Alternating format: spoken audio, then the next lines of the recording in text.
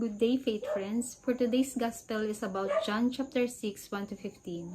In this gospel, Jesus went up to the mountain and sat down there with his disciples. When he looked up, he saw a large crowd followed him.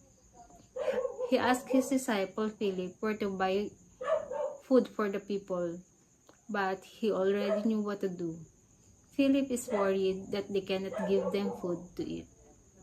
Other disciple Simon said to him that there is a boy who has 5 bread and 2 fish. Jesus let the crowd sit on the ground and took the bread and gave thanks. After this, he distributed to the crowd and also the 2 fish. After they finished, there are still many leftovers.